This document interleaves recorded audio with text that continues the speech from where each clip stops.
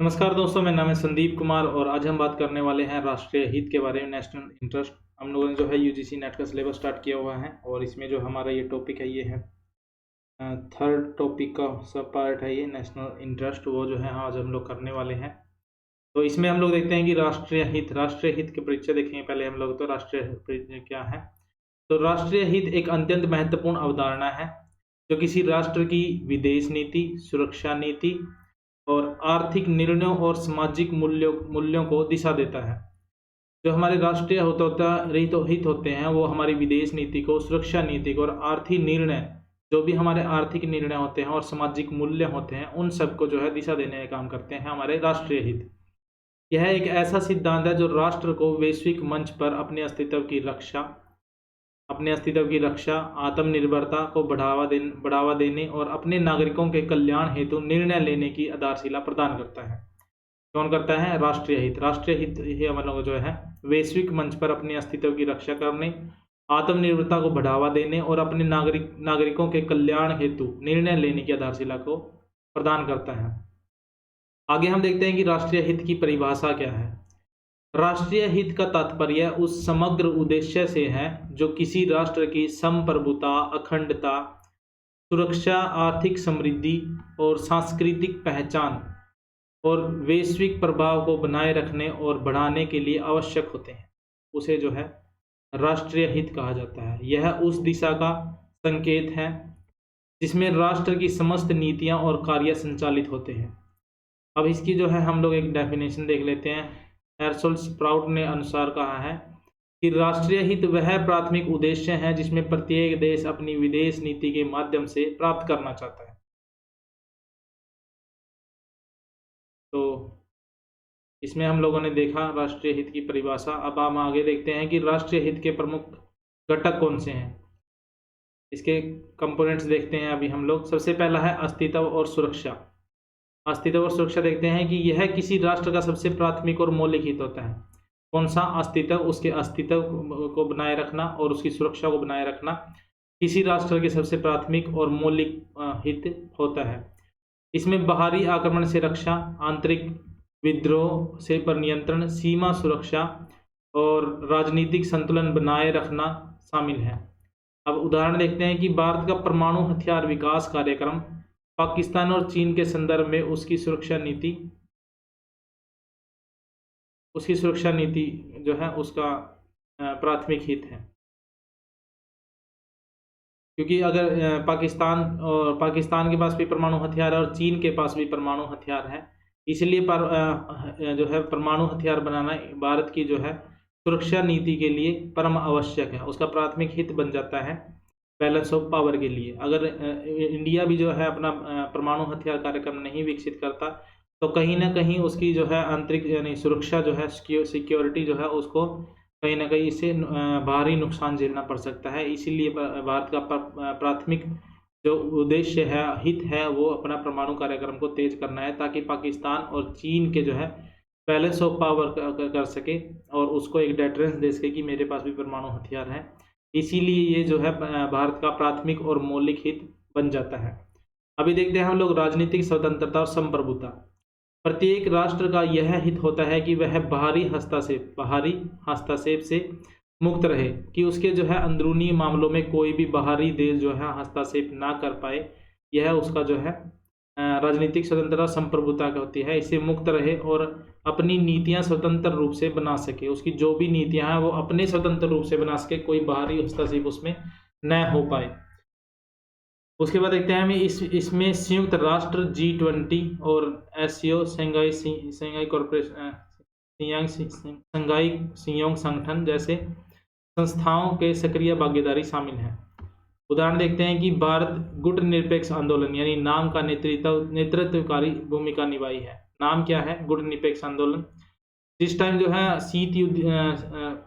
First world war, शीत युद्ध के दौरान जो है काफ़ी सारे देश जो है एक दूसरे में वो हो रहे थे, एक दूसरे के साथ मिल रहे थे। उस टाइम पे जो है भारत ने जो है अपनी स्वतंत्र विदेश नीति बनाने का फैसला लिया था और उस टाइम जो है गुट निरपेक्ष आंदोलन की शुरुआत की थी, जिसमें जो है काफ़ी सारे 2-3 पांच देश हैं शायद, 5 देशों ने मिलकर जो है गुटनिरपेक्ष आंदोलन की शुरुआत की थी और अपनी स्वतंत्र विदेश नीति बनाई थी कि उस पर जो है किसी भी सैन्य गुट में शामिल न होना और अपने अपने जो है जो भी फैसले हैं उनका खुद लेना। ये जो है नाम गुटनिरपेक्ष आंदोलन की शुरुआत थी और इसका नेतृत्व जो है जवाहरलाल नेहरू जी ने किया था।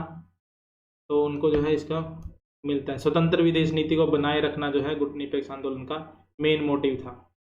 तो इसमें देखते हैं हम लोग आर्थिक हित। आर्थिक हित क्या है? आर्थिक संसाधनों की सुरक्षा, व्यापार और विस्तार, विदेश नीति और आत्मनिर्भरता को बढ़ावा देना इसमें शामिल है।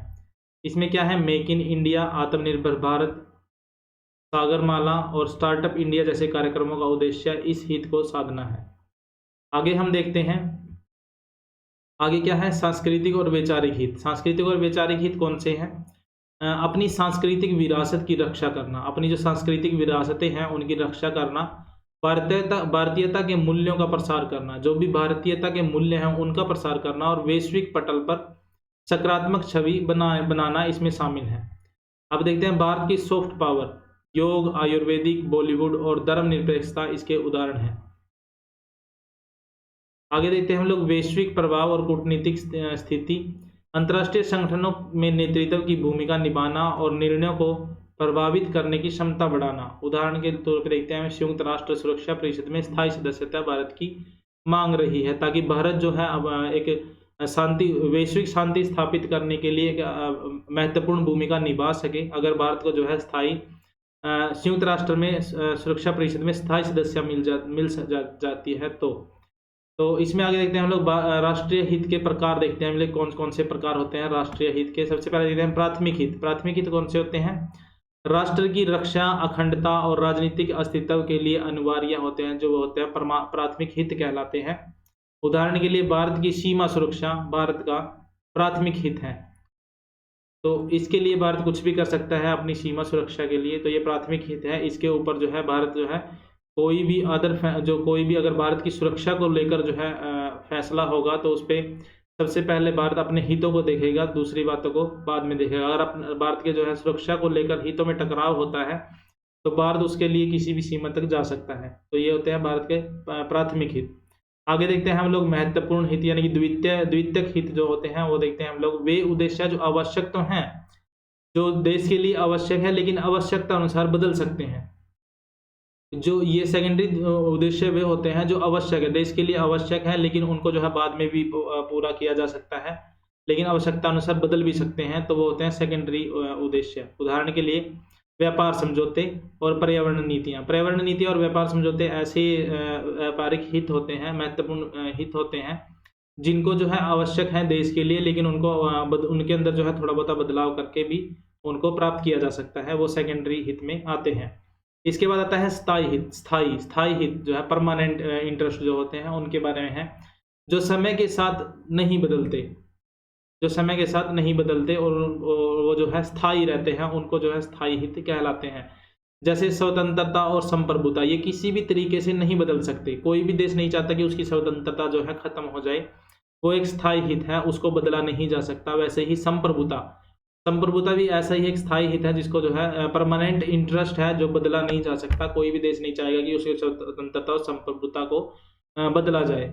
ऐसे ही देखते हैं कि भारत की एकता और अखंडता जो है भारत का स्थायी हित है, उसको बदला नहीं जा सकता। इसके बाद है अल्पकालिक हित। अल्पकालिक मतलब टेम्परेरी इंटरेस्ट। टेम्परेरी इंटरेस्ट किसे कहते हैं? यह सामयिक परिस्थितियों पर निर्भर करता है। ये समय की परिस्थितियों के ऊपर निर्भर करता है कि जैसे समय होगा वैसे ही उनको जो है प्राप्त करने की या ना प्राप्त करने का जो है निर्णय लिया जा सकता है। वो जो होते हैं टेम्परेरी हित होते हैं।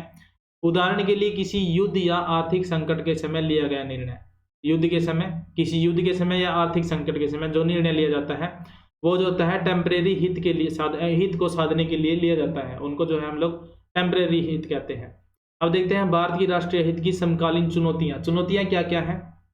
सबसे पहले आते हैं चीन और पाकिस्तान की सीमा विवाद।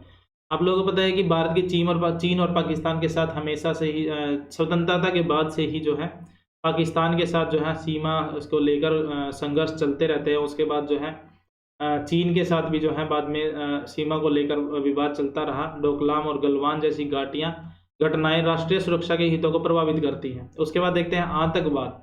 आतंकवाद क्या है? आतंकवाद के विरुद्ध वैश्विक सहयोग FATF जैसी संस्थाओं में भारत की सक्रियता जो है, इसमें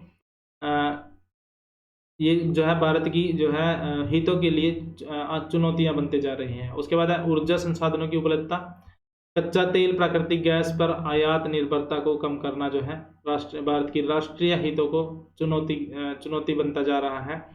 क्योंकि अभी जैसे जो है मैंने पहले भी आप लोगों को बताया कि रूस यूक्रेन की वजह से जो है भारत को जो है अपने कच्चा तेल की आपूर्ति में जो है काफ़ी परेशानी हो रही है। वैसे तो पूरे यूरोप को जो है जो उसके रूस से जो है कच्चा तेल प्राप्त करता था, उसको जो है लेने में जो है काफ़ी परेशानी हो रही है। लेकिन वैसे ही भारत भी जो है कच्चा तेल रूस से मंगवाता था, उसमें भी भारत को परेशानी हो रही है, जिसकी वजह से जो है भारत की प्राकृतिक गैस की आयात निर्भरता को कम करना इसमें महत्वपूर्ण है। उसके बाद है वैश्विक जलवायु परिवर्तन, पर्यावरण संतुलन बनाए रखना भी दीर्घकालिक राष्ट्रीय हित का भाग है। साइबर सुरक्षा और डेटा संप्रभुता, डिजिटल युग में साइबर अटैक जैसे से रक्षा भी आज के समय में अत्यंत महत्वपूर्ण राष्ट्रीय हित बनता जा रहा है। इसके बाद देखते हैं हम लोग भारत में राष्ट्रीय हित और बहुपक्षीय कूटनीति का समन्वय। भारत ने अपने राष्ट्रीय हितों की आपूर्ति हेतु संयुक्त राष्ट्र, BRICS, ASEAN, Indian Ocean Region Association और क्वाड जैसे मंचों पर प्रभावी भूमिका निभाई है। इससे यह स्पष्ट होता है कि भारत एक बहुपक्षीय विश्व व्यवस्था में राष्ट्रीय हितों की रक्षा के लिए प्रतिबद्ध है। उसके बाद इसका देखते हैं हम लोग निष्कर्ष कि राष्ट्रीय हित किसी भी राष्ट्र के अस्तित्व और विकास का केंद्र बिंदु होता है। भारत जैसे विशाल और विविधतापूर्ण देश के लिए जहां एक और सुरक्षा, आर्थिक विकास और वैश्विक प्रभुत्व महत्वपूर्ण है, वहीं दूसरी ओर सांस्कृतिक मूल्यों और लोकतांत्रिक आदर्शों की रक्षा भी उतनी ही आवश्यक है। वर्तमान वैश्विक परिदृश्य में जहां भू राजनीतिक तनाव, पर्यावरणीय संकट और तकनीकी प्रतिस्पर्धा बढ़ रही है, भारत को अपने राष्ट्रीय हितों की स्पष्ट पहचान कर रणनीतिक, कूटनीतिक और सांस्कृतिक सभी स्तरों पर सक्रिय रहना होगा। तो ये था आज का हमारा टॉपिक, जो है आज का टॉपिक हमारा, तो राष्ट्रीय हित वाला जो आज का हमारा टॉपिक था, ये जो है आप लोगों का UGC नेट का फर्स्ट यूनिट का जो है 4th टॉपिक है, 3rd टॉपिक का जो सब पार्ट है। तो उम्मीद है आज की वीडियो आप लोगों को अच्छी लगी होगी। अगर आप लोगों को इससे रिलेटेड कोई भी क्वेश्चन या क्वेरीज है तो आप लोग मुझसे पूछ सकते हैं। इससे रिलेटेड जो भी क्वेश्चन है वो मैं आप लोगों को टेलीग्राम चैनल पे सेंड कर दूंगा, जहां से आप लोग इसको देख सकते हैं। साथ ही जल्दी ही मैं एक जो है सिर्फ अपनी फर्स्ट यूनिट का एक नोट्स तैयार कर रहा हूँ, फर्स्ट यूनिट के नोट्स तैयार कर रहा हूँ, जो आप लोगों को जल्दी ही मिल जाएंगे। तो आप लोग जो है वो शायद किंडल पे भी मैं अपलोड कर दूंगा, वहाँ से आप लोग डाउनलोड कर पाएंगे। और इसके साथ जो है मैं आप लोगों को जो है उसके हार्ड कॉपी भी प्रोवाइड करवा पाऊँगा।